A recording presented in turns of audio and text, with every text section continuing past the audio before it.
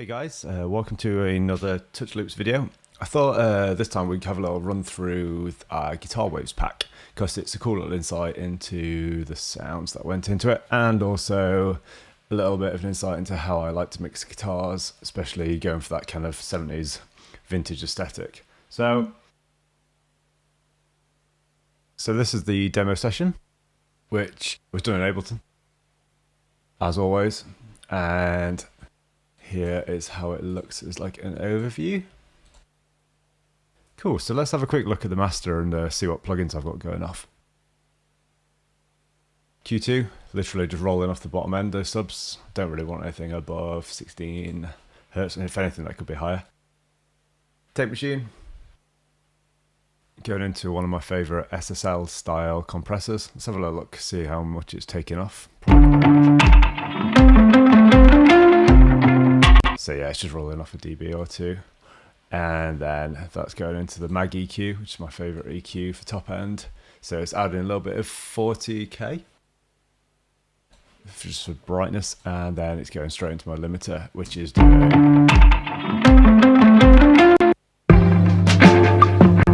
just taking off a dB or two, just to tighten things up so it's loud enough for release.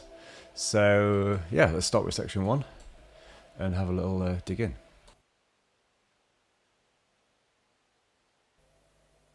Guitars, let's have a listen.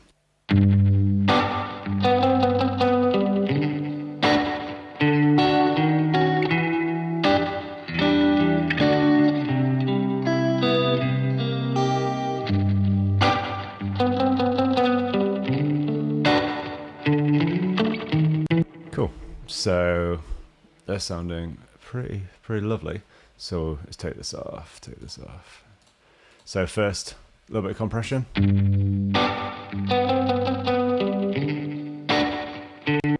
Big fan of the 3A on guitars. Nice and makes them nice and spiky, and also pretty sound simple to use. As you can see, there's literally no dials to it, just peak reduction and a little bit of gain. So yeah, I'm taking off 3 dB. It looks like they're pretty nicely mixed anyway, so there's not a huge amount of work to do on those. Straight into a delay. This one I quite like. The old Plexi, 70s style. A little bit of width.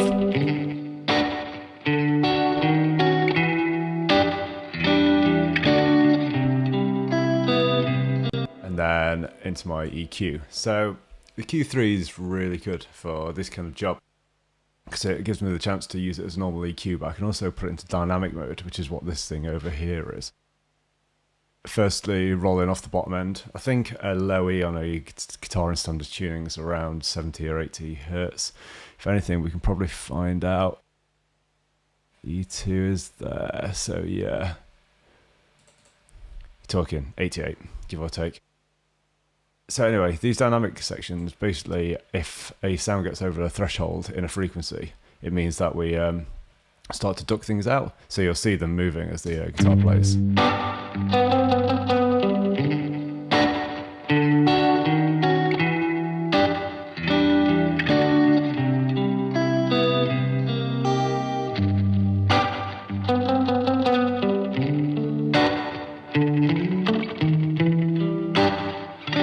Really useful, just for getting rid of that little bit of harshness at the top. And yeah, let's move on.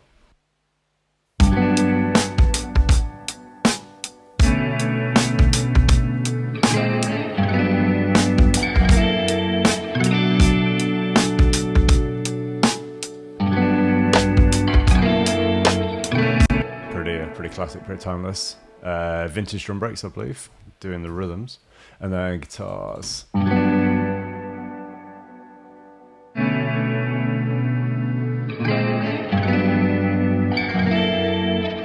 Exactly the same setup. It looks like 3A, a delay, and also an EQ. But on this one, I'm just rolling off the top end, and there's a little bit of dynamic movement going off here around 4K. Without.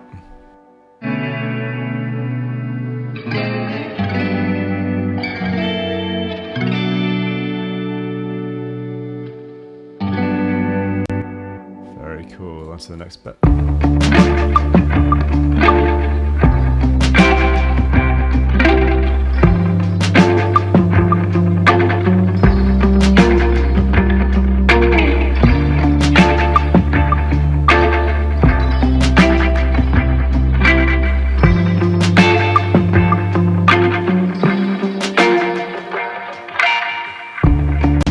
Okay. A little bit more work done on this one, just because we've got to try and fit it in around all the other elements. So for starters, our guitars, Q3 again. A little bit dynamic on the low mids. Taking out a little bit of boomness, a little bit of resonance. Boosting some tops, 2K.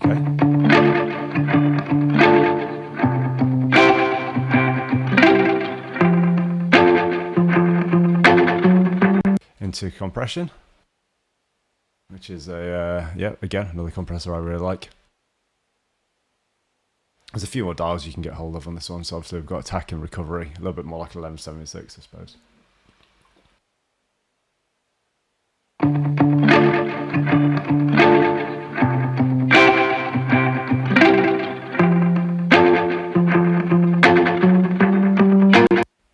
Let's just check my settings. Looks like I've gone for a fast attack time, just because it's quite transient heavy, this guitar, and I wanted to clamp down on them, make sure they stay in line for the session, and also a quick release just so the compressor gets back to where it is. Into a second one, more of a wash.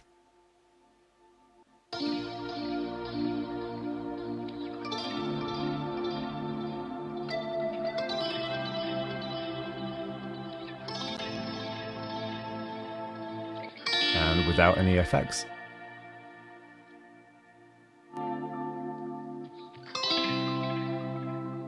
And with the effects, same thing as always. EQ, just get rid of some of the tops.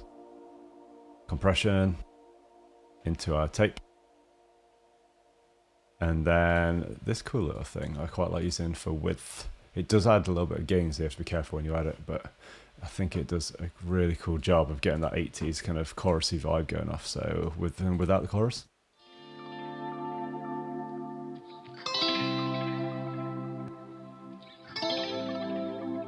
Yeah, I mean, that's a huge difference, isn't it? And then a delay, which looks like it's ping pong for even more width.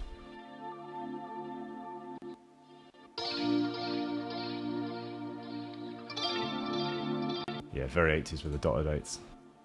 And all together.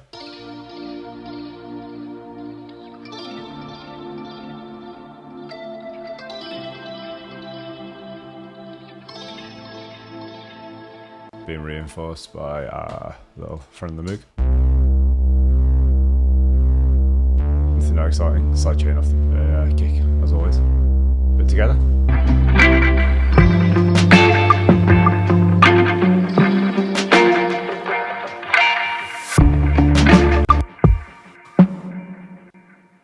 It might be worth noting that I quite like using this as a spring reverb on my Send. It's based on an old Roland Space Echo. But quite often I'll not bother with the delay, so say I've turned the echoes completely off and just go pure reverb, which I think gives it quite a cool effect. This is on its own.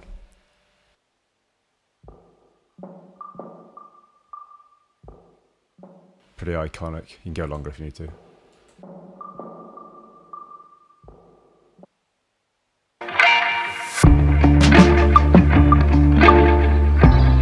Yep, and there it is. Guitar sounding stunning.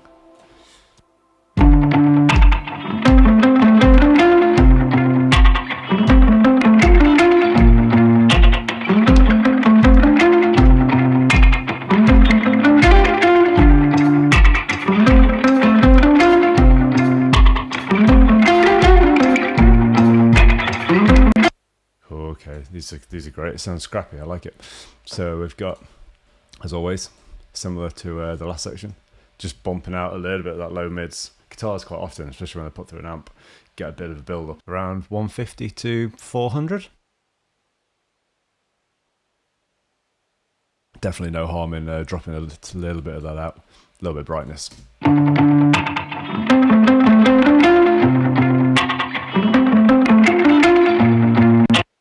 Looks like it was actually building up a little bit too much, so I've done it again on that low D.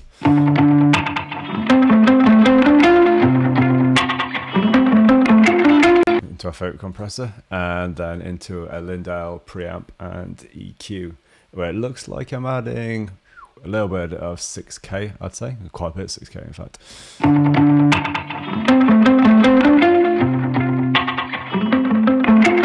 Yeah, it's cool. really opens them out. Our drums. From our Dark Waves pack, I believe, this one. Got that real cool dark side thing going off.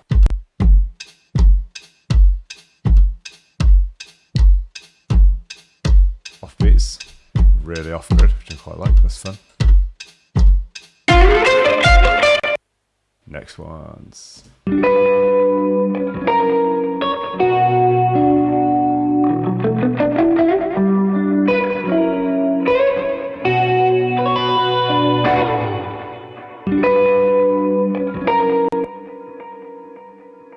Tiny bit of top end roll off and 10k, I mean pretty high for a guitar, and then also a little bit of dynamic EQ going off at 3 and a bit. Into our compressor, same one.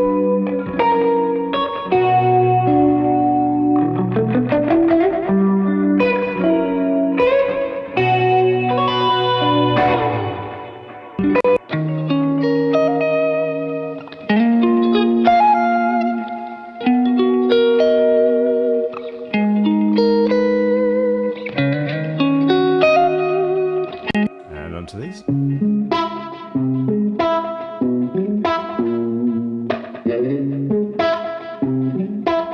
Nothing to really do on those. Tiny bit of compression, see how much we're taking off. Hardly anything, just a little bit to keep it in line. Same again, fast attack, fast release. Sound great though.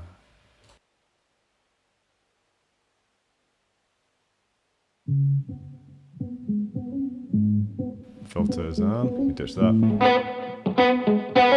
Same again, tiny bit low mid, nothing much.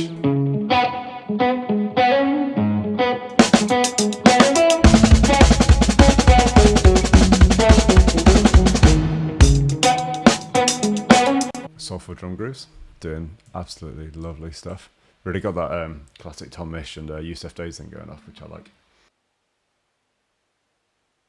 Incredible player, Gil on the drums. Really, really, really good. Next bit.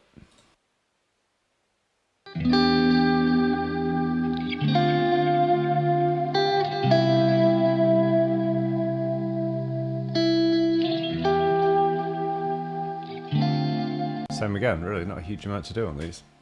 Really well mixed and kind of ready to go in your sessions. Next one.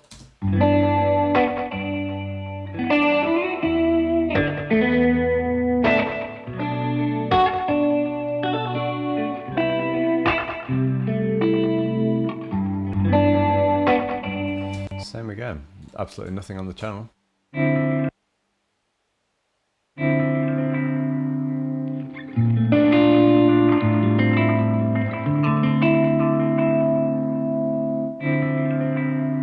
Yep, nothing happening there either.